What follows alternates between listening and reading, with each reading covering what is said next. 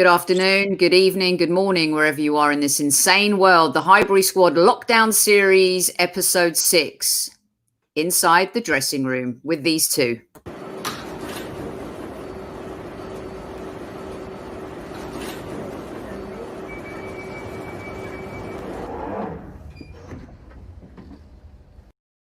Right then, welcome to a new series here from the Highbury Squad. I love these kinds of shows. We don't talk about games, results, tactics, what Arteta did right or wrong.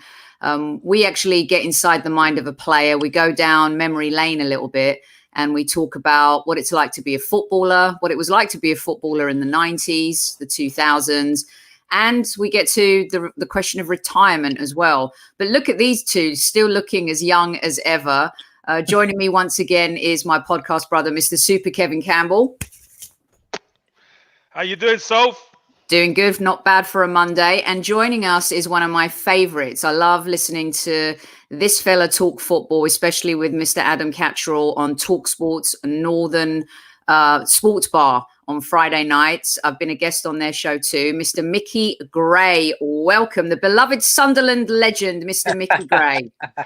Well, welcome to you both. I think this is actually as close as I've ever got to Kevin when I've played against him. So quite happy. Hey, listen, I've got something to say to you about the dressing room, by the way. Do you remember we were all going for promotion, us, yourself, and Middlesbrough?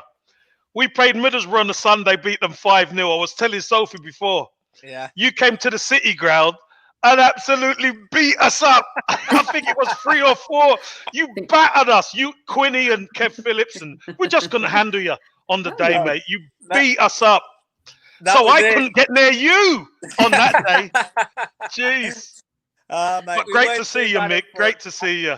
And you, mate. I think we would have been very happy if we had somebody like you up front for us, to be honest with you. But I think with Kevin Quinny, I mean, we all know what they were like. They were sensational when they were together. So, yeah. Mate, it's just unfortunate. We all have off days. I'm sure you've had plenty good ones against me. Listen, I don't even want to speak about that. You are a legend, mate. You are a legend. And you know what? I've got to say, I've been working with your ex-boss. Ooh. So any dressing room banter you got for me, I'm going to give it him. Which ex-boss would that be? I'm sure we'll find Peter out. Peter Reid, obviously. Yeah, Peter Reid. Legend, another legend. Jeez. Yes, proper legend, yeah. Yeah, we'll get to that because that Sunderland team were quite something. And I think a lot of us thought that they could actually, not necessarily win the league, but win a trophy. And Peter Reid, one of those managers, I think a bit underrated. That team and that front two especially, really underrated. Before we get stuck into the dressing room, I really wanted to get both of your thoughts on the late, great Ray Clements, a trailblazer in his position, a player who crossed the lines when it came to garnering respect and love in this game that is so tough sometimes. An amazing goalkeeper for Liverpool, Tottenham and England. I'm going to start with you, Micky. I think you crossed paths with him when you kind of got called up to the England setup. Can you just let us know your story about Ray Clements you know, how sad it is that we've lost another legend this year? Well, absolutely. I mean, let me start by saying that as well. A legend, you know, and just a true gentleman. And it was pretty bizarre situation, actually, when I first met up with the England squad, because it was myself and Kevin Phillips who were playing for Sunderland at the time, and we were in the Championship. We were, you know, obviously getting promoted. We were going to be playing in the Premier League, but you just don't know, because you're walking into a room with all the stars of England. You don't know who's, you know, going to basically know who you are. But we settled in pretty quickly, and Ray was certainly one of those guys who made me settle in, which was fantastic because we needed it. We needed a little bit of that reassurance. And then the training sessions obviously go on. You get to know the players, you get to know the coaching staff, etc. And Kevin Keegan. But I think the one thing that stood out to me, and this is what you hope for, you keep your fingers crossed that you're going to get into the England squad one day. And when I did, I just didn't think I was going to get the opportunity to make my debut. I thought it was all about, you know, bedding in with the players, training with them, and then just seeing how everything worked. But we played Hungary away. And I mean, I started on the bench. And what I remember was I started my warm up basically behind the goal on one of the goals. It's very difficult to explain which goal, but I started warming up behind the goal. It was myself, Jamie Carragher, and a few other players. Some Woodgate was there also. And as we're warming up, but I mean, we're talking after 70 minutes here. So you're just thinking to yourself, my time's not going to come. It's not going to happen this time around. Mind your mic, Mickey. Sorry, your mic is. There you go. Yeah. Leave it like that. Yeah, perfect, mate. Okay. Yeah, so I got to around about 70 minutes. So you just think that, is it going to happen? I'm a defender. If you're chasing the game, which, I mean, it was 0-0 at the time. So we needed a goal. So the last thing I thought was I was the one who was going to be coming onto the field. But I just seen Ray Clements running down the touchline and coming behind the goal and basically waving. So you're kind of looking around because you can see the rest of the substitutes. And he's like pointing at me. So I'm looking around to see if there's anything close to me, but it wasn't. And so I kind of run towards Ray and I'm thinking, am I making a fool of myself here? Is there somebody behind me? But anyway, it was me. And Ray said, right, get yourself stripped. He said, you're going on. And I sent a tweet out yesterday and it's all a mixture of emotions. It's obviously nerves, adrenaline, excitement, because you know what's happening. You're going to get to wear those 3 lions and you're going to get to play for your country. I mean, that's something that doesn't happen every day, and it's something that you build up to and work towards. So I remember just taking, your tracksuit top off, your tracksuit bottoms, etc., and you stand on the touchline, and Ray basically saying to me, "This is your time," and I'll never forget it. It was just an unbelievable feeling, obviously, for me to make my debut. But I have to say, he was just a complete true gent, and I know people say that a lot about certain individuals, but Ray was certainly one of those guys and he'll be sorely missed. I mean, it's, there's a lot of young people that listen to our show, Super Kev, and a lot of the times when we talk about the experience of 89 or the George Graham years, the only way some of the younger supporters get to see all this stuff is through, YouTube clips or videos. Ray Clements is definitely one of, he was a goalkeeper where he started his career where they weren't wearing gloves, if I believe. I can't believe that goalkeepers never used to wear gloves. Tell us about your Ray Clements story. All we're hearing is what a fantastic human being he was, let alone a phenomenal footballer. Not only was he a fantastic human being, Soph, he had a fantastic sense of humor as well. I remember all them years back in the day when I was in London. And obviously, he'd left Liverpool and he'd gone to Spurs. And I used to see him. So obviously, you're bumping into him. And I didn't know he knew me. I'm thinking, wow, there's Ray Clements. He's an absolute legend. I remember watching him when I was a kid. And there he was. Hello, Kev. How you doing? Coming over, shaking my hand and stuff. And I was saying to him, well, I hope you lose this week. And he said, I hope you lose this week. But that was the man. He was such a gentleman. He had a lovely family as well. And, somebody like that, he was a living legend. Obviously, he's so sad that he's gone now. And if there's any kids who are watching or even older people who can't quite remember, go back on YouTube and watch him at Liverpool in those great Liverpool sides. Do you know what I mean? Don't watch him for the other lot. Watch him at Liverpool. That's best. That would be best. But no, what an absolute gentleman he was. And what Mickey said is bang on. He'd make you feel at ease. He always did. He was a lovely, lovely man. That's amazing. Well, our thoughts are with Ray's family, and thanks for all the memories. This is the beautiful thing. Jose Jimenez just put it beautifully. You guys, we live the experiences through you guys, and we're forever grateful. And this is why we wanted to introduce this show too, because a lot gets lost these days with, the modern game, money, social media. At the heart of it, we all just love football.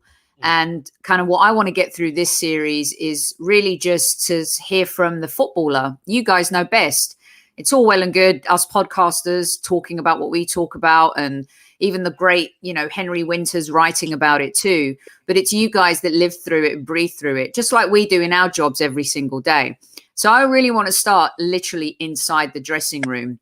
And we'll kick this one off with Mickey, because as fans, we kind of see that maybe the players see the dressing room as the place of solace, the sanctuary, the place where nobody can touch you, the media, the fans. It's just you guys who are going in the trenches together and the man who's leading you there.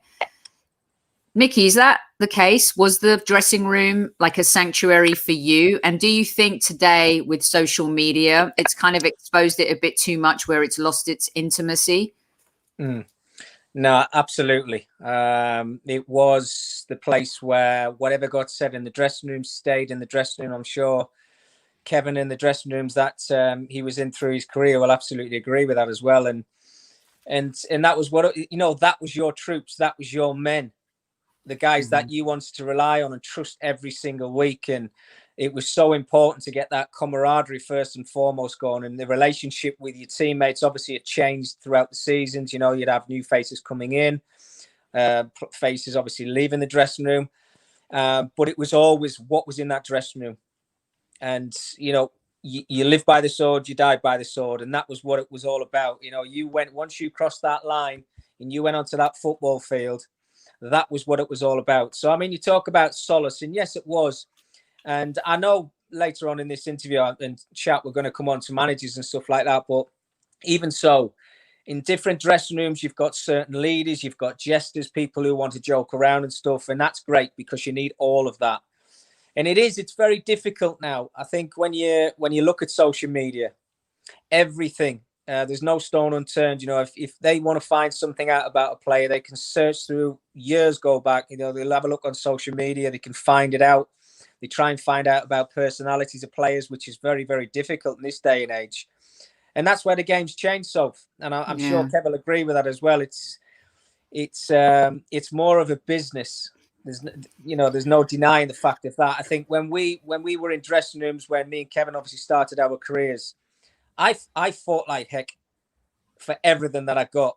I worked my socks off because I seen what was ahead of me and I wanted a part of that. I used to watch games before you started playing, in your teenage years and maybe even younger than that. But when you get signed up to a football club, you sign up and you see those first team players. And it's really strange how it's changed. And I saw it towards the end of my career.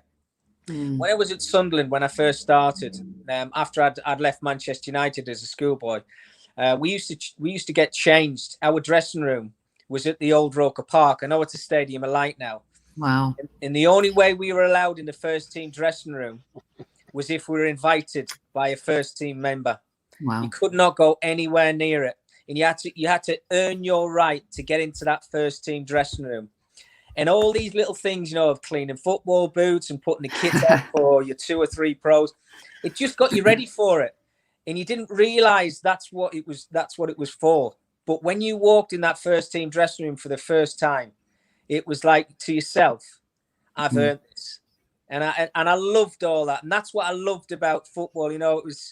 It just took me back and it was a real special moment. And I think it'll always be a memory in your mind. But now when I got to the end of my career, when I was 33, 34, Sheffield Wednesday, you've got 16-year-old kids walking into the dressing room and not having to clean football boots. I'm not saying that's right or wrong. It's just the way of the world. It's completely changed. But it just got me prepared for what was ahead for the next 20 years. And I'll never forget how it all started. That's fantastic. Super Kev, I've asked you this question. Let me add on to that because you know what, Micky's opening up the portal now. I mean, look, Micky's right. You weren't allowed to go in the dressing room even after games because you had to do your duties after the game. You had to clean the dressing room. You couldn't go in there until a first team player said you can go in. So you're waiting outside. You imagine a night game.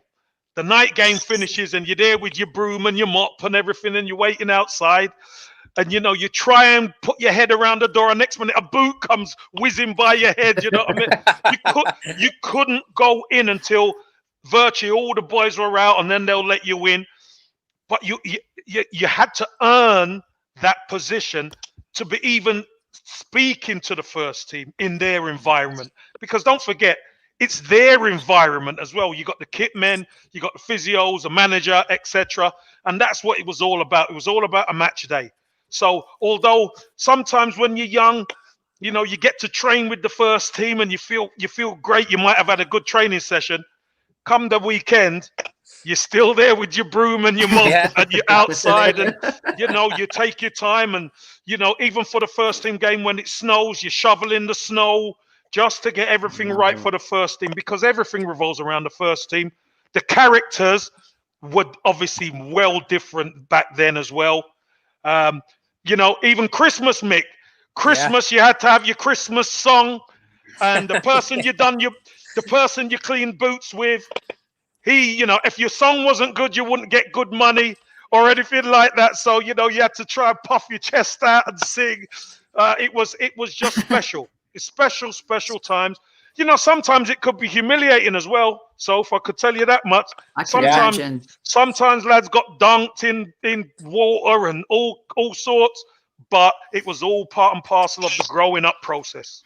I often wonder, because even in our world, we kind of look at, you know, the things are generational, right? You know, us Generation Xers, we look at things a little bit differently.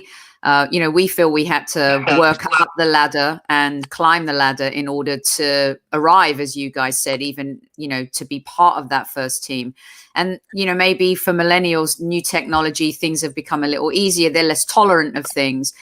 But you know, when you talk about the generational aspect of it, the cleaning boots part, right? I had to make, when I first started my career at 20th Century Fox, I lost count how many cups of tea I had to make for my boss. I mean, I was literally a tea maker, like one of those old school ones where you put the alarm on and it will remind you that you made the tea. Frank Lampard said not so long ago that he wishes that players still had to clean boots. When did that go wrong, Mickey? When did that part of... Is it the Premier League, introduction of the Premier League and the infusion of money that kind of made that part of the game go away? Because the discipline of that and the respectability factor that you had to earn, I think was something that was kind of sacred, and now it's lost.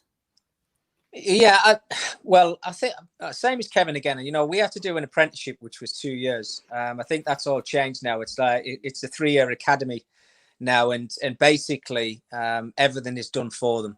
And I really think that's where individuals and young individuals started to get lost a little bit. I mean, you know, what's the problem of, you know, cleaning 3 pairs of boots every single day and putting the first team's kits out? I don't see where the big problem is in that, you know, and they said that they weren't allowed to do it. And there was a big rule came in. It was probably around about 10 years ago now, maybe even longer than that. In fact, it was longer than that. It was about 15 to 20 years ago. So I think that's where me and Kevin were talking just before, and I think we both brought it up. It's where you learn your trade. Mm-hmm. And then what you receive after that is, you know, you appreciate it more. And I think that's the big word here, is the appreciation of the young kids. And we talk about wages, and Kevin mentioned it again. I keep saying that Kevin mentioned it because he does, but the Christmas that he talked about, we had 3 professionals to look after. That was your job when you were 16 years to 18 years when you did your apprenticeship. And you polished their boots every single day, and you put their kit out every single day, morning, afternoon, if you had to do it. Everything needed to be done for them. So you would get a bonus at Christmas. And your first team players would give you 20 quid, or they give you 30 quid, or maybe if you got a good one, you get 100 quid.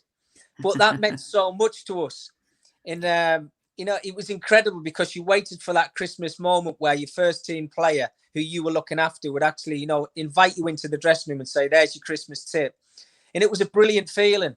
Wow. But these young guys now, they get everything put on a plate for them. And what I mean is, you know, I had 1 pair of football boots to last me a season. If they got ripped, I had to take them to the cobblers myself and go and get them fixed. You know, you see these young lads now, you know, as soon as one of their molded studs starts to wear down a little bit, there's another 4 pairs waiting for them the next day when they go into training, and they're 15 years old. Everything is laid out for them. Training facilities, they have got absolutely everything. And I don't really like bringing financial side of things into it, but I've got to, because again, you know, what they get before the age of 18 years old, it's like they've already made it, and they don't respect things as they move forward. You know, when you talk about a car, I had to save up so much to earn my first car. You know, these young guys now, when they turn 17 years old and they pass the driving test, there's some sports car waiting for them, you know, in a month's time. And I think because of that hunger is sometimes not there. Not every individual. I think there's still individuals there because they're grounded and their parents. And Kevin will know this as well, because I know his son plays, Kevin, doesn't he, as well? But if you keep your son grounded, when they get that opportunity to make their first team debut, it means so much to them. And it's not just about that one day. It's a special day, don't get me wrong. But I think that hunger lies in beneath you. And if you can keep that there for you for the longevity of your career, it doesn't half mean a lot to me. Mickey, you know, you mentioned my boy. I've got to tell you this. The one thing really, I usually let him get on with whatever he wants to do. Yeah. But when he was young coming through at Man City, a lot of Man City players were getting sponsorships. And I wouldn't have it. And he was saying, but Dad, you know, I could get free boots. I said, no, son. I said, you've got to earn it. Yeah. I said, get in those boots. You have to earn it, because he said, it's like the value of a pound. If you don't know the value of a pound, you're not going to appreciate it. Move forward years, and he's at Stoke, and he signs his first ever boot contract with Adidas. Yeah. And he said, he pulled me and he said, Dad, you know what? You're right. This feels so much sweeter than if I'd have signed a contract back there. I said, that's it, son. Yeah, you've got. And I said, it's difficult for you now because everything's given to you. Yeah. But everything that is given to you isn't good. You've still got to graft and you still got to work. And thank God his head screwed on. But Mickey, we used to survive on £27.50 a week, 35 quid a week. Who can do that, Sophie? Well, who can do that? It's mad. When you look back on it, it is kind of crazy. I mean, even when, you know, now even internships for us in like, whether it's PR or whatever environment, you know, they're paid. I mean, back in the day, I mean, we just got jobs and just tried to prove ourselves. We weren't getting paid for those placements and stuff like that. And looking back at what you guys endured and went through, I mean, it really is that the chat room right now is talking about hard graft and appreciating it. And Tyrese is lucky that he has someone like you giving him good advice, because there are a lot of young players out there that we know and we've seen that are not getting great advice. I want to switch gears a little bit in the dressing. Oh, sorry, go on, Mickey. Did you want to add to that? No. No, okay. You know, I can go on forever if you want me to, so I better keep quiet. I know, no, this is fantastic. I'm sure the press will be listening when you two are talking, that's for sure. I want to take it a little bit, really fly on the wall behind the scenes, and as much as you can share with us, because I know I've worked for bosses that I loved and adored, that I would walk to the end of the earth for. I'd jump on whatever it is they tell you, how high, just because I believed in them. I learned from them. I respected them. You guys have played for some managers, legendary managers, George Graham, Peter Reid, Robson, and prickly managers like Mick McCarthy, for example. So the dressing room, just like the workplace, when a new person comes in or a manager comes in, they do things a little bit differently. Talk us through that a little bit. Mickey, we'll start with you. From going from the comfortability factor with a manager that gets the players, is intense and has the respect, but talk us through kind of like the different facets of the dressing room depending on who is managing the team and what your experience was, especially at Sunderland. And also, I think you played for Souness, didn't you, at Blackburn Rovers? I did. Yeah. Well, I think obviously, I mean, every manager's got their own personality and they've got their own way of running things. If I go back to my early years, you know, I started off with a manager called Dennis Smith. You know, Dennis Smith was as hard as they came. And in those days, you know, we had to earn respect, but they earned respect in a different way. You know, it was very fiery. You know, if you're out of line and you're the young guy in that dressing room, they let you know about it. There's no doubt about it. So that was something that obviously you've got to adapt to as an individual. You know, the manager's got to work out your personality of how we can manage you. You know, whether you're the type of individual who needs that kick up the backside or you need the arm around the shoulder for him to get the best out of you. And I think that's it's a real trait in managers. And I think you always try and pick certain parts of managers as you move along, and basically what makes them tick. But I think at the end of the day, what makes most managers tick is if you're giving 100% every single week and you're performing for them. You know, you can basically do what you want to do. And in our day, you know, it was train all week until Friday. You play a game on a Saturday, and then we talked about the dressing room before. It was like everybody out together. We're going to have a few drinks. But as you go over through the years, you know, you get to your latter stage of your career, that completely changes because those party nights and things have to stop because you just can't do it anymore. But I think that you talk Graham Souness. I've got to say, from a personal perspective, the most approachable and nicest man I think I ever come across as a manager. He was absolutely outstanding. And his door was always open. You could have a conversation about anything with him. There was no problem there whatsoever. But I think the person who I probably got related to the most, and Kevin mentioned me earlier on, is Peter Reid, because I spent 7.5 years with him at Sunderland from day one to the day that he left the football club. And he walked in the dressing room and basically showed me something that I'd never seen before. He was like one of the lads. I won't use the expletives that he obviously said when he first came into the dressing room. But, use it. Come on, Micky. No, this will get beat for the next half an hour. But he was just one of those lovable characters. And I think what they say in the Northeast is he got it. He got what the Northeast was all about. He walked into that dressing room, into a dressing room that was a struggling dressing room, and he basically turned us into winners. We looked at his track record, his CV, when he came into the dressing room, and the training sessions just started to improve. You can see the intensity starting to get better and better as the weeks went by. The results started to get better and improve. And he turned 20 professional football players into fighting relegation, into promotion squad, and it was just incredible. And I was like, how has this guy achieved this?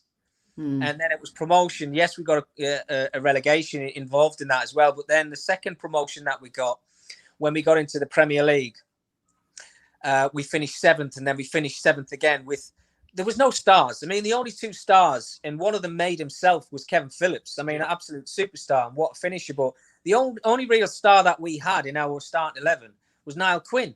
He was probably the only one that everybody knew. Nobody knew anybody else. We had to make names for ourselves. So whoever we were playing against and whatever team we were coming up against, yeah, of course, we're not going to win every single game. We just fought for our lives. And it just got us into a position of where we were safe after 40 points. Right, now you can go and enjoy yourselves. But we fought for each other every single week. And that's what I loved about the team that he put together and his management skills, because he was absolutely outstanding, and not just a manager, but he basically ended up being like a second father figure to me. That's how close I was to Peter and his coaching staff, and it was a brilliant 7.5 years that I managed with him. I can't imagine it's easy, Casey, is it, going from that type of setup in the dressing room and having that kind of manager to maybe, you know, more challenges and stuff like that? You've played under some great managers too. Yeah, I mean, what we have to do, it's easy to gravitate to the good ones, who get you and get the team and want to be a part of that group, because that sacred part of the dressing room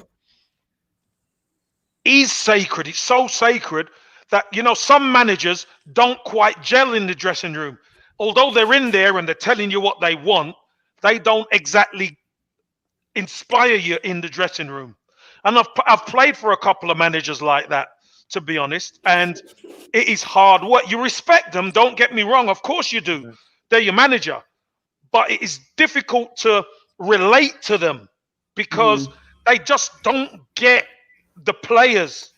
And, you know, if you're going to be a manager, you have to be a psychologist. Micky's right. You have to know the ones who you have to leave alone. You got to know the ones you got to whip them into shape. The ones who need a arm around them. You've got to be a psychologist and know how to do things. And also, Sophie, which is really important, is the backroom staff. The backroom staff for the manager are his assistant and the coaches and the physios and the masseurs.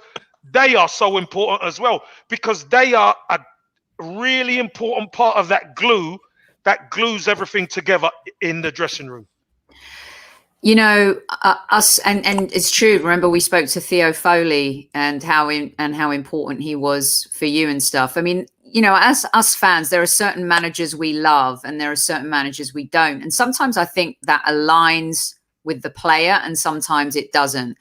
One of the things that really does align with players when you come together, it's tribal, right? Football is like that, is opposing fans. And I think some of the stuff that we really want to know is, when you're in, number one, do you hate the rivals as much as we do? Like Tottenham, Newcastle, right? Fans want to know that. And then also like away dressing rooms. Sometimes opposing teams do crappy things, whether you turn up for an FA Cup game, you know, a non-league side, there's no heat, you know, you go to an away game in a lower division, there's no water.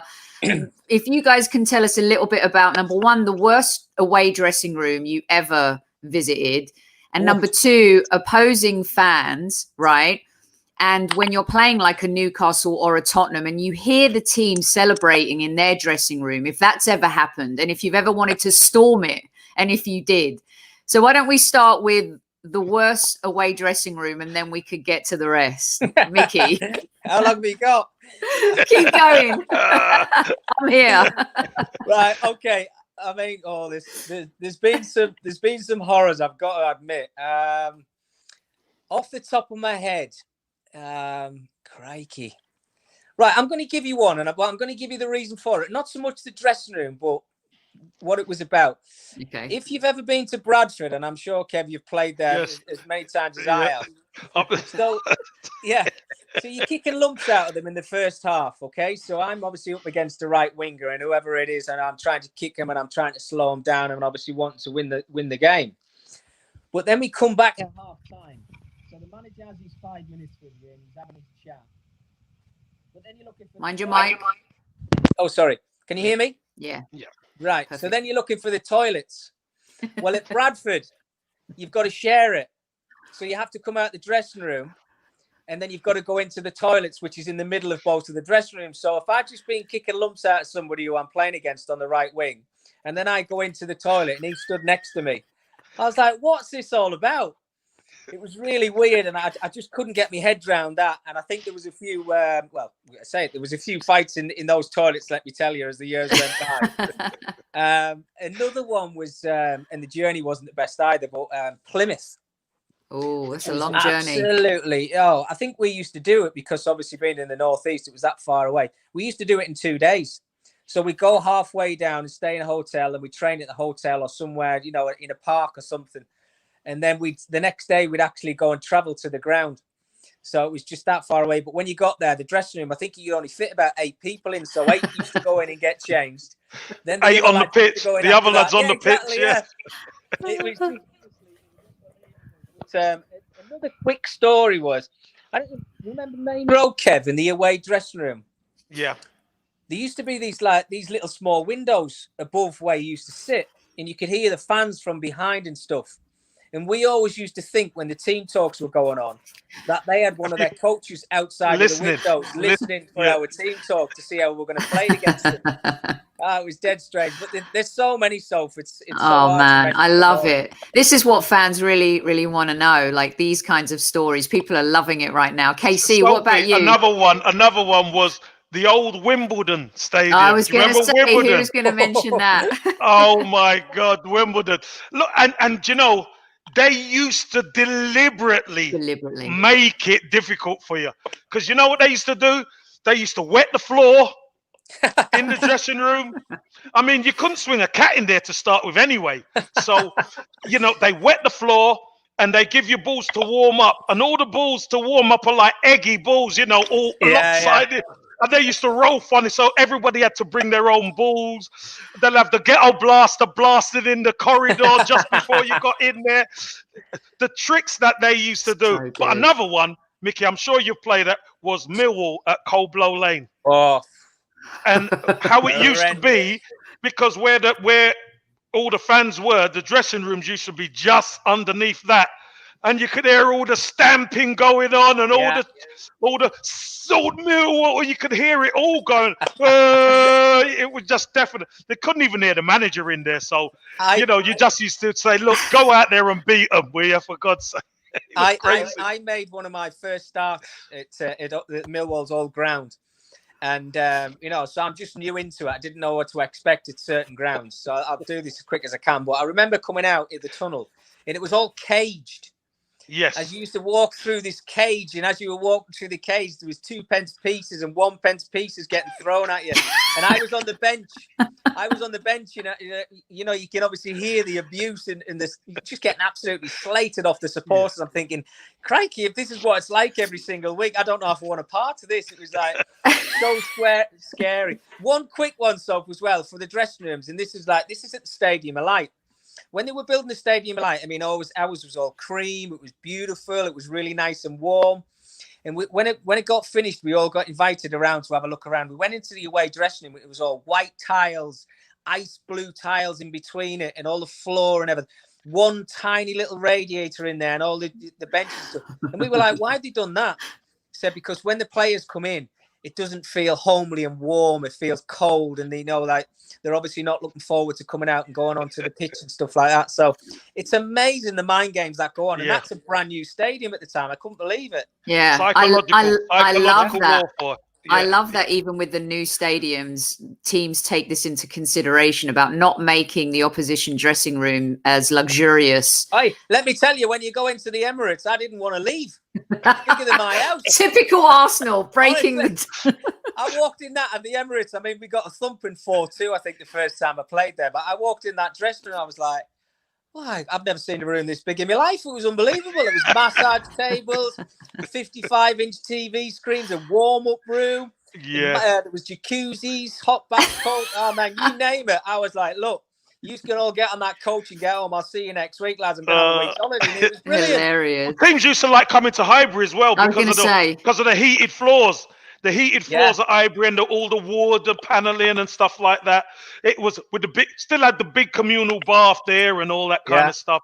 So it was always nice, We used to, hey, come on, we welcome you in, but you're not leaving with anything. Yeah. Yeah. Mickey, did you like playing at Highbury? No, I never won there. Wow. No, to be honest with you, I did. It was the brilliant, the old-fashionedness about it, if you like, the closeness of the stands towards the pitch. But God, I mean, I got some thumpings there. I think once when we played there, we went down to 9 men, not 10 men. And Tony Colton, who was in goal for us, just kept, every time the ball kept coming back to him, he just kept playing it out of play. But it was. I did actually score there once in the cup. We drew 1-1, and it was with my right foot. But I think in the replay, I think Arsenal thumped us again. But I mean, some of the teams that we used to play against there was like, amazing. Do you know what? I've said this about Old Trafford when I used to play at Man United many, many times. A lot of clubs and a lot of individuals, and I've spoke to them as well about this, you felt like you were 1-0 down in the tunnel. It was crazy. As we stood there waiting for it. It was so tight, Kev, weren't it? Yeah. When you used to walk down the tunnel and then you've got all these Arsenal players coming out 6'4", 6'5", 6'2", Tony Adams, Kev himself, I'm thinking, we've got absolutely no chance here.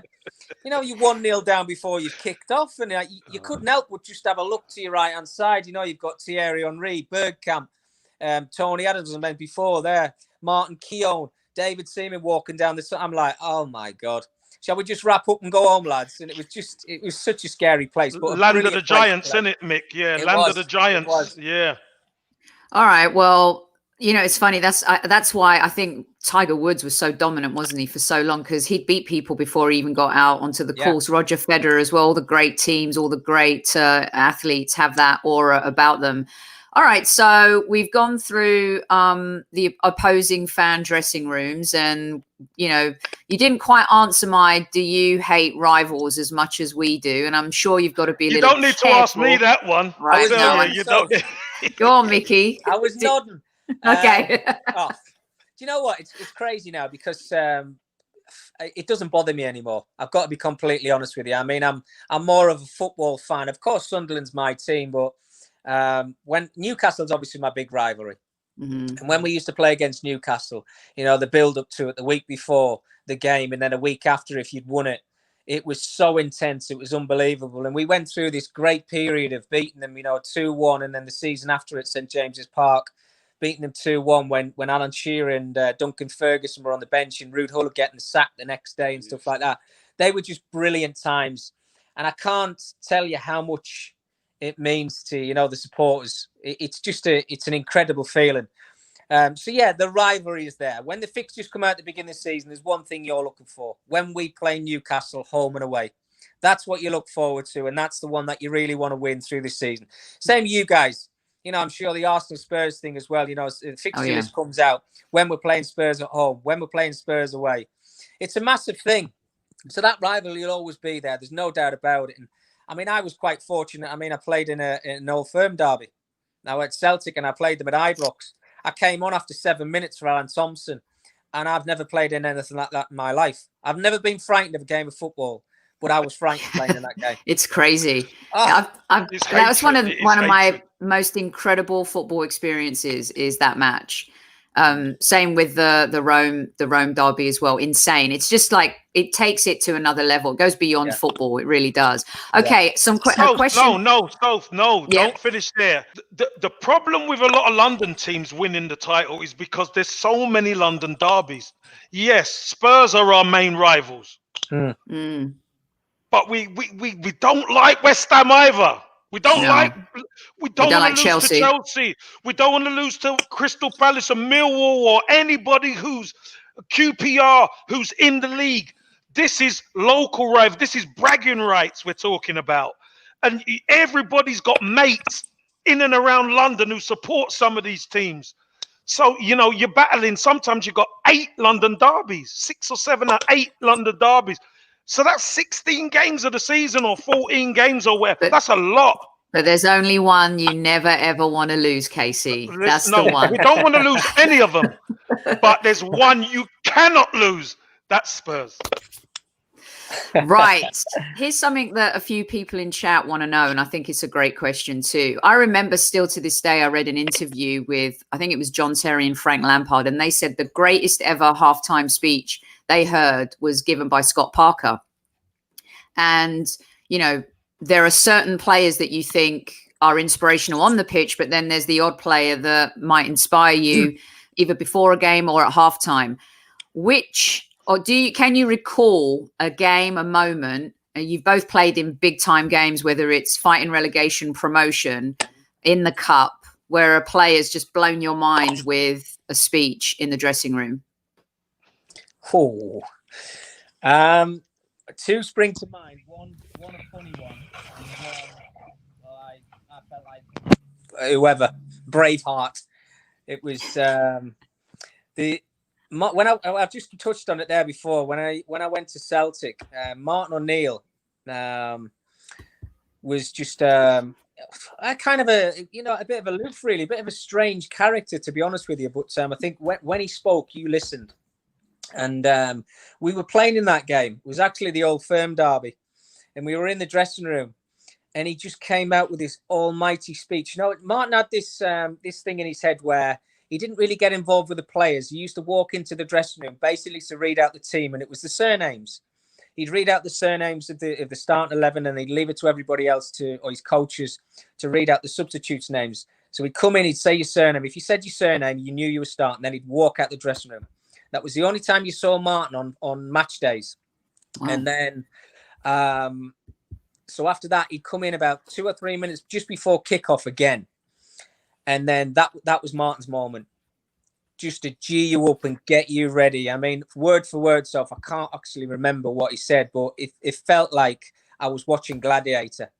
You know, Mr. Crow comes out and he just says that speech, and you're like, wow. You want to break down walls with this guy. Whatever's in front of me is not getting past me. It was that kind of thing. And I've never witnessed anything like it. It was like, oh my, I felt, 5 foot, I felt 7 foot tall.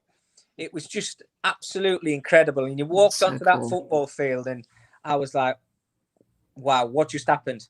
He just gave me something that I didn't think he had inside me. And it was really special. But Made you feel like giants. Yeah, basically, yeah. But you've got the other side of the scale, which is Peter Reid as well. I mean, we had 2 games to stay. I think he walked into the club and he had 7 or 8 games to keep us in the Championship at the time. That's how bad we were doing. And we were playing Burnley away. And he came in the dressing room and obviously we were all nervous. He could sense that. And we're waiting. So he sat us all down and we're obviously waiting for this huge speech from Peter Reid and us to go out the same as basically Martin O'Neill. And he sat us all down and he just told us this long joke. And it was about a married man. I can't tell the joke, obviously, but it was about this married man. And his wife was obviously, when you're pregnant, you've got cravings for things, etc. So she wanted some snails. So the man obviously goes out the house. He goes to buy some snails. And while he's out, he obviously cheats on his wife and stuff like that. And then he comes back about 7 hours later. And the wife's at the front door saying, "Where have you been?" And obviously he's dropped all the snails on the floor and he's saying, "Come on, lads, we're nearly home." And that was the speech he gave us before we played Burnley.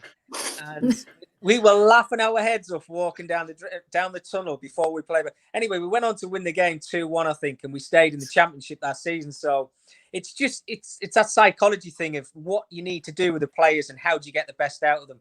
So that's 2 sides of the scale there. Martin O'Neill being this gladiator and Peter Reid cracking a joke before we played this game. So, I mean, it's whatever works. That's what you're looking for. Yeah, I think for me it was the inspirational one was it can only be one. It was Anfield '89. It really was Anfield '89. But it was the whole build up, the way George Graham was. He was just so confident. He just said, "No, lads, we're not going to go up the night before. Them Liverpool fans will be driving us mad and setting the fire alarm off at the hotel in the night and all that." He says, "No." He said, "We'll go up early." He said, "And we'll go in. We're like the SAS. We'll go in, get in there, win the game, and bring the trophy back." He was certain we were going to win. You get to Anfield and Anfield's buzzing, and just everything he said. He says, "Listen, it's 0-0 at halftime. We've got them right where we want them," and stuff like that. And everybody's like looking at each other, thinking, "Is he serious? We got them right where we want them. We'll score early in the second half, and then we'll score again, and we might even get a third. But we're going to bring the trophy back home." And we didn't get 3, but we got 2. I wasn't even playing, and I was buzzing. Do you know what I mean? I was inspired. So I know the team were well up for it. And as proven, they went to Anfield and Liverpool hadn't lost by 2 clear goals at home for ages. And he was, what a man, what a manager. It's amazing. So the opposite side of that, kind of like what Mickey spoke about, was Dave Bassett. Yeah. Character. Honestly, what a character. He was a proper Cockney guy as well.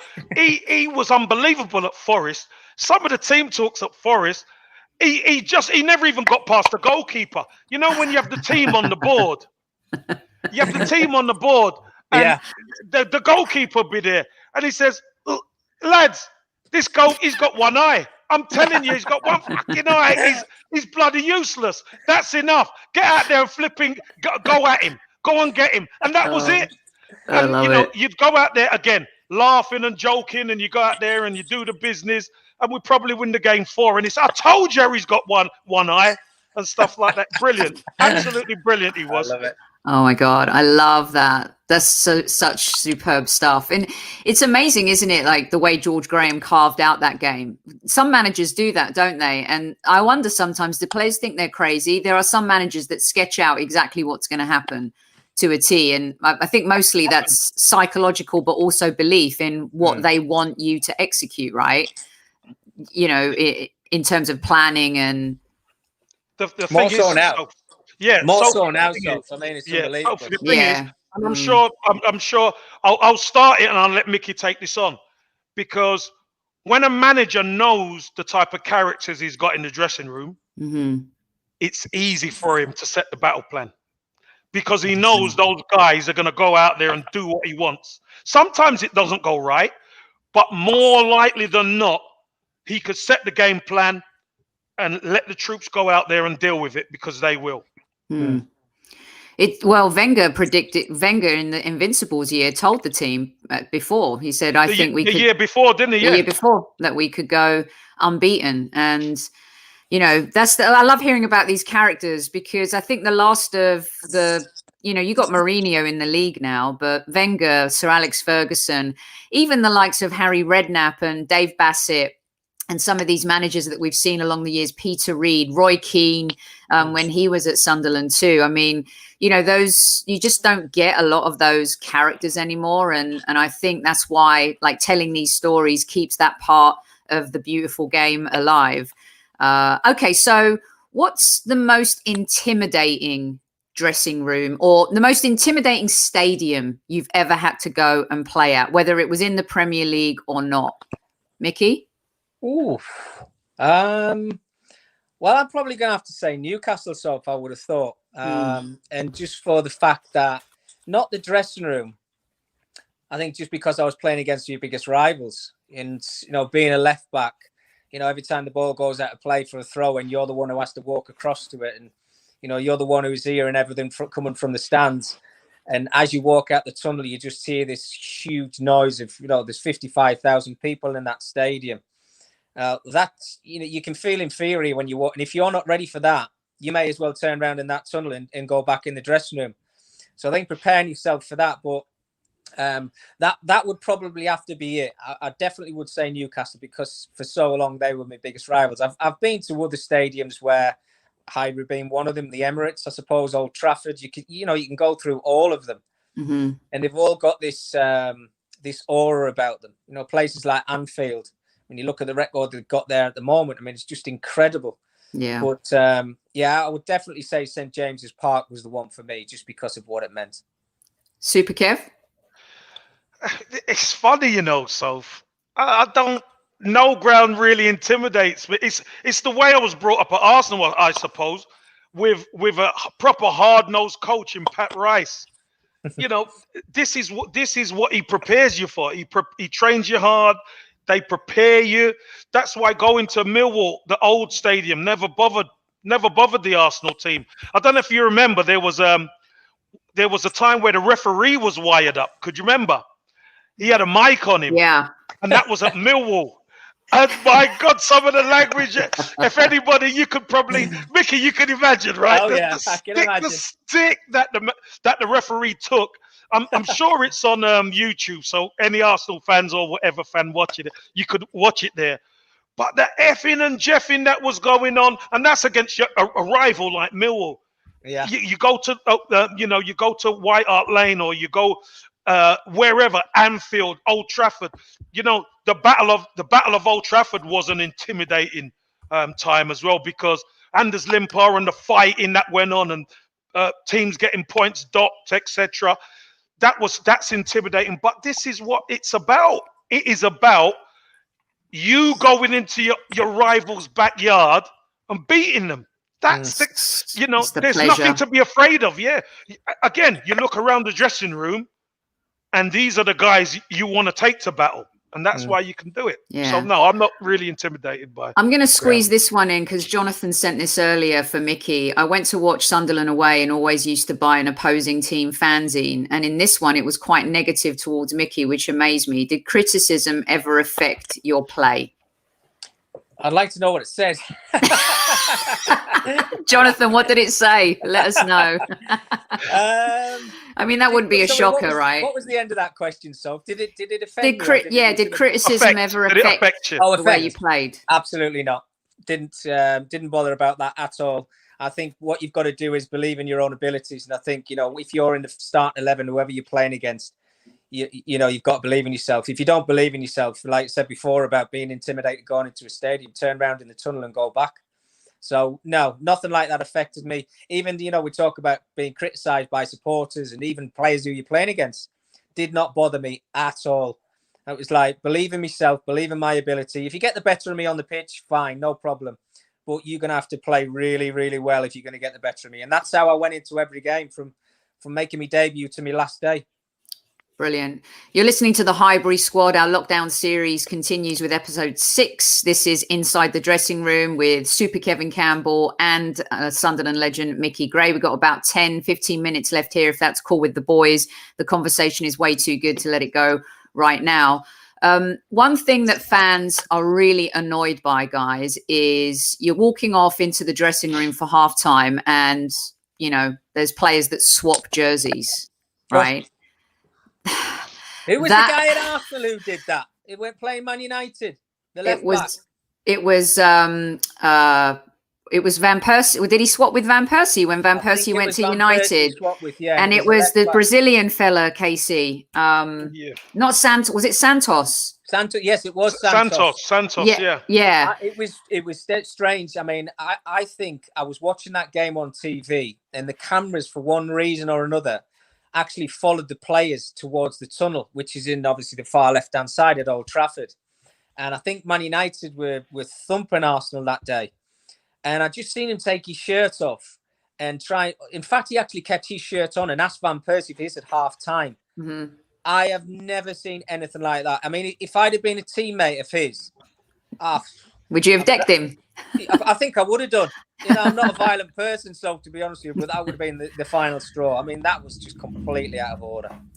Well, let's turn this into a positive then, because there's a few people in chat who'd love to know your best ever jersey swap. Oh. Whether it's hanging in your man cave, whether you've put it somewhere safe so it never ever gets lost. What's your favorite ever jersey swap? Super Kev? Go on, Kev. I think my favorite was probably Gianluca Viale at Sampdoria. Ooh, it's a good one. Yeah, Gianluca Viale at Sampdoria. Do you remember we used to have the pre-season tournaments, and they came to Highbury. I think they beat us in the final 2-1, I think, or whatever. Great team. Him and Mancini were up front. Lombardo was on the wing. They're a really good team. And that was a great side. Yeah, Viale swapped with me, so that was good. That was fantastic. Legend as well. Yeah. What about you, Micky? The main man at the moment, the number 7 at Juve, Cristiano. So wow, I got his Man United shirt when we were playing against him at Old Trafford, and weirdly enough, it wasn't me who asked for it. So we had, I was too shy to do it, I think. But we just played them when I was at Blackburn, and we beat them 2-1. I'd set the winner up, I think, in about the 80th minute. Morten Gams Pedersen, who got a couple of goals that day. And it was one of those days where the weather wasn't brilliant. It was pouring rain. And so Benny McCarthy was our centre forward, and I think he knew him a little bit from playing in Portugal. And I just said, look, Benny, I said, I know the game's finished and we've just beat them. I said, would you mind asking for Ronaldo's shirt? And anyway, unbeknown to me, he'd had a conversation with him outside in the tunnel. And 10 minutes later, we're getting on the coach to go back to Ewood Park or wherever the cars were parked. And he brings in Ronaldo's shirt all signed on his number 7 on the back. And I've not washed it since. I've got it framed. Lovely. It's in my son's bedroom. But that's probably the one that I think people, younger generation and obviously our generation, I think they'll relate to. But the best one I've got, my son's got that one now. He has all that, but you know, it's there for life, and he wanted it because he loves them. But I got Gaz's, and you might have played in this game, Kev, to be honest with you. We played it at Goodison. And I know Jimmy Five-Bellies quite well. And obviously, I've loved Gazza throughout his career. And I said to Jimmy before the game, I said, look, I don't like asking for shirts. I said, but after the match, I said, could you have a word with Paul? See if he can give me a shirt. And he's like, yeah, no problem.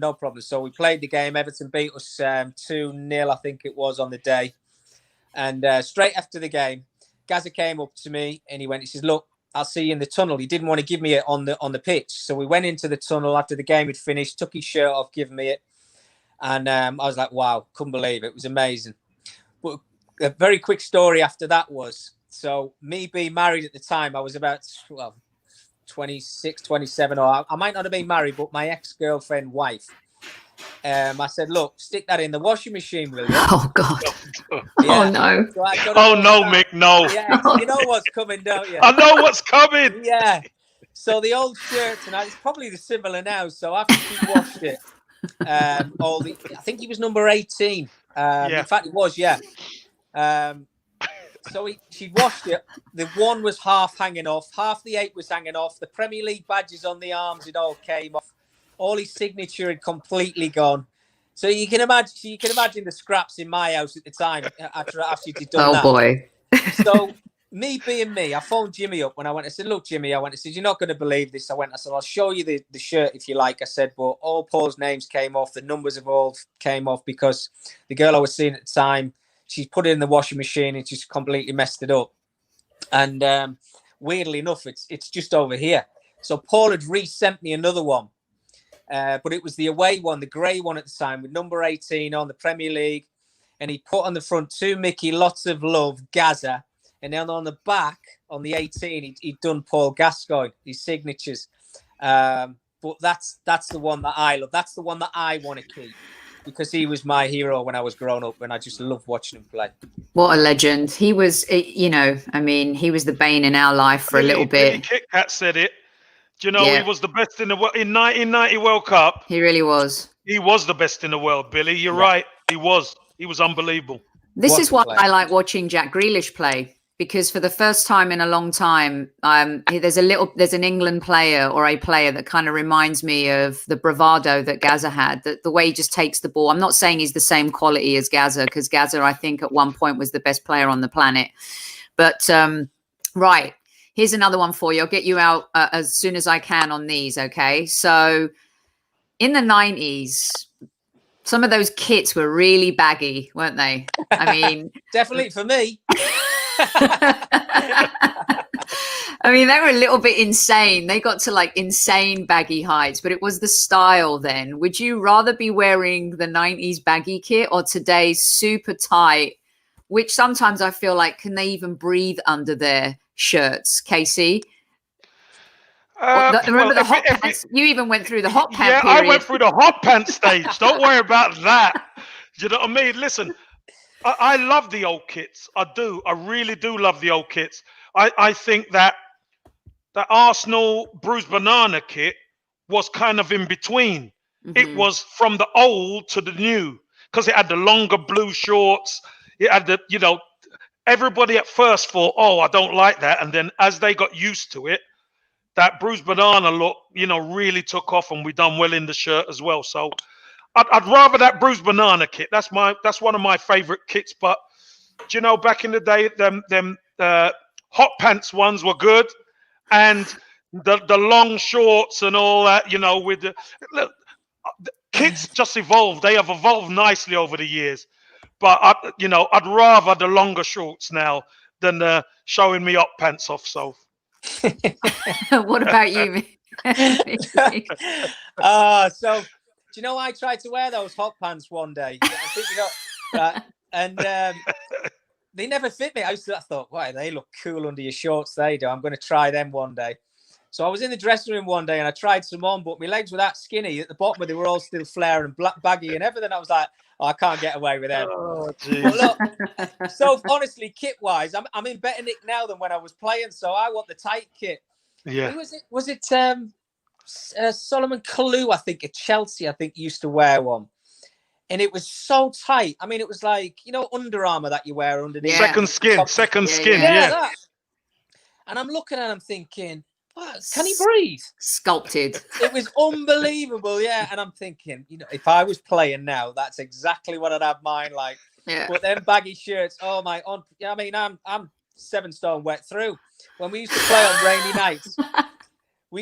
on rainy nights, and the rain used to get on the shirts that we used to wear. Oh my God, I went from being like not bad pace wise. I was crawling through sand. I just couldn't do anything. So that's a great point. Oh man. The kits are brilliant though. Well, you and KC have really looked after yourselves, and I'm going to end on this one. He's looking $1 million, isn't he? He looks younger every goddamn time I see him. It's annoying, isn't it? Yeah. Say nothing. I've given up the gargle, Mick. I've given up the gargle, mate. Yeah, good lad. Yeah.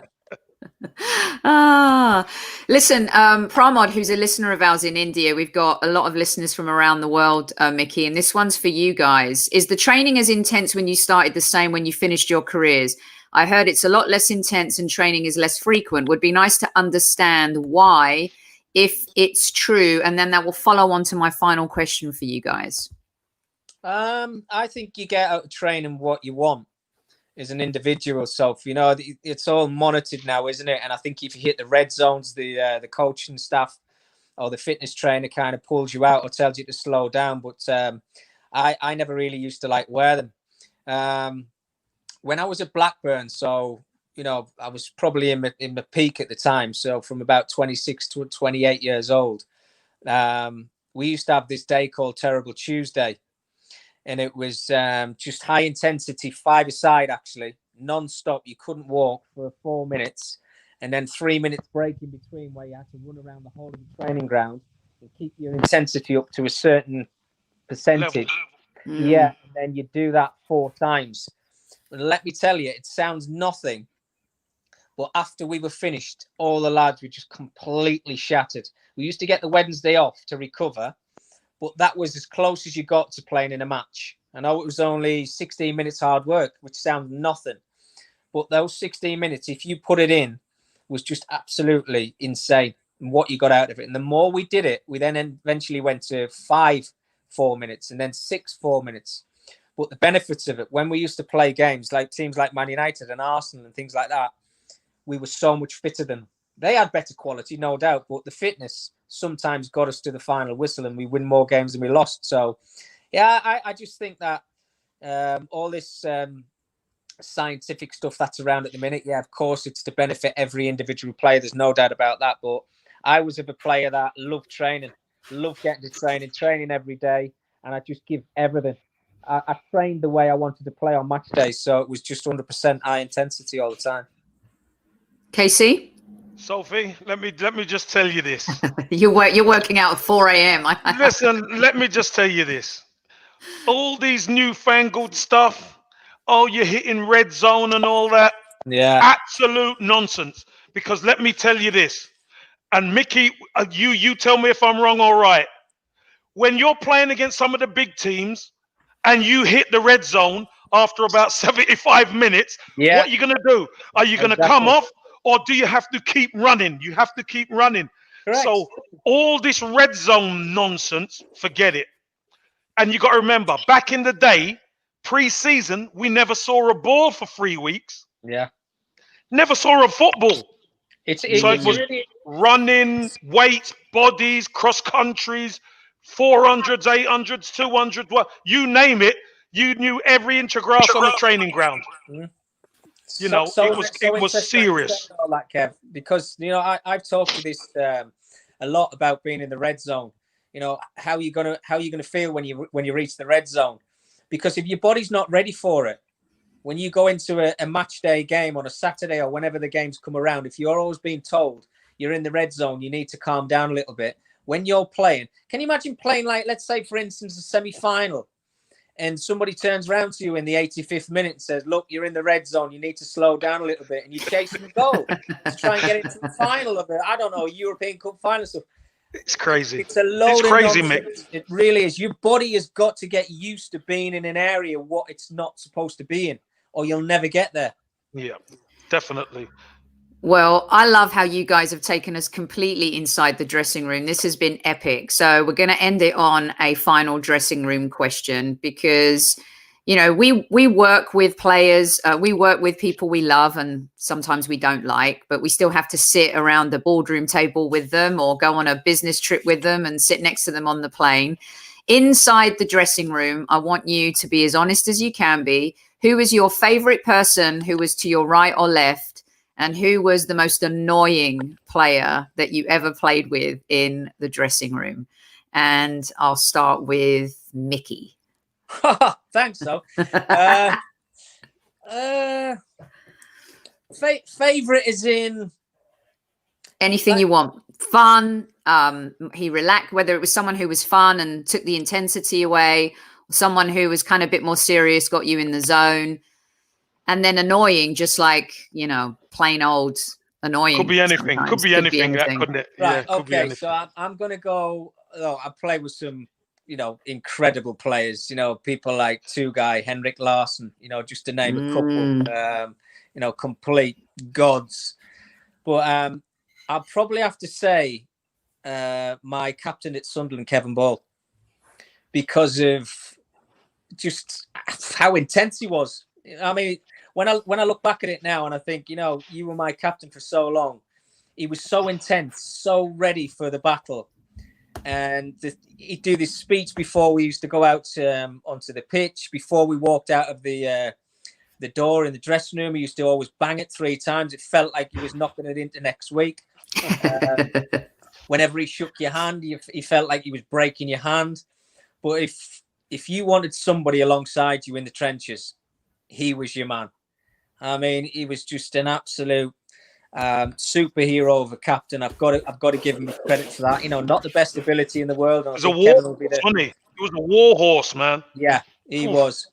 He was unbelievable. I think if I had to pick somebody, I think to be in a dressing room with and know exactly what I'm going to get out of him, it would probably have to be Kevin Ball, my old captain at Sunderland. Yeah, love it.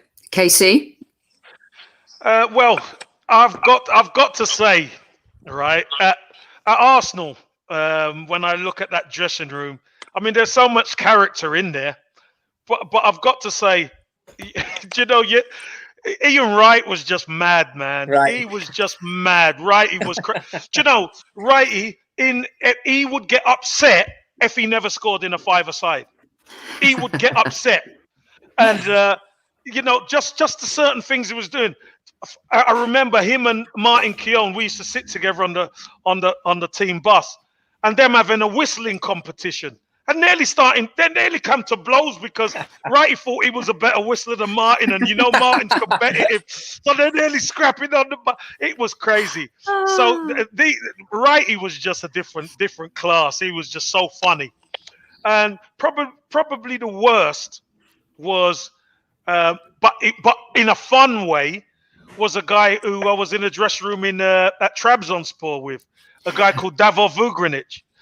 Because all he ever done was moan. He moaned about everything, and he could speak probably 5 or 6 languages, and he was a Yugoslav international. Obviously moved on to Croatia or whatever, but he just used to moan in Russian, and he'd moan in Yugoslavian, and he'd moan in English, and he'd moan in French. And I said, "What's wrong, Vuga?" And he was just throwing his hands up, and he moan, bloody moan. That's all he used to do.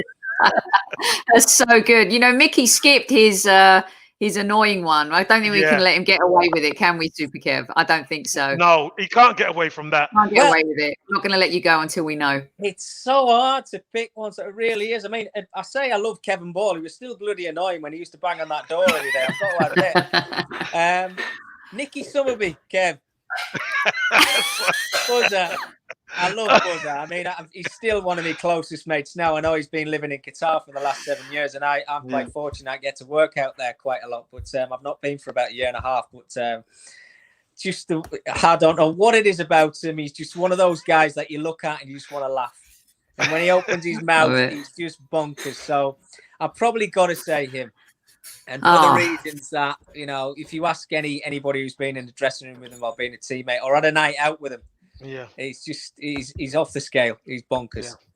Oh, brilliant stuff, you guys. I couldn't think of a better way to launch our Inside the Dressing Room series. You two have been absolutely golden, and fans are going to love this one. And for those who are listening on replay, I hope you enjoyed it as much as we did doing this live, because it's just great stuff. We've got someone else coming up, a fella that you know too, Mickey. We're just trying to sort out the date, but our next Inside the Dressing Room will be with Mr. Jason Cundy. So that'll be interesting. Mickey, thank you so much for taking time out of your day to spend with us. Yeah, means the world to us. Just brilliant. Brilliant. Different grade. I always love listening to you and Adam. You can catch Mickey on TalkSport every Friday night. He also does incredible work commentating on various games up and down the country. You can listen to him on TalkSport as well. Anything else you want folks to know before you leave, Mickey? Have I missed anything? yeah, next time give me more notice I'm coming on so I can actually brush my hair and Happy lockdown, everybody. Yeah, nice one, Mick. And Super Kev, until next time, we'll be back tomorrow with another episode, by the way, you guys. Look out on Twitter for the time of that show. And until then... Always Arsenal, boys. Come on.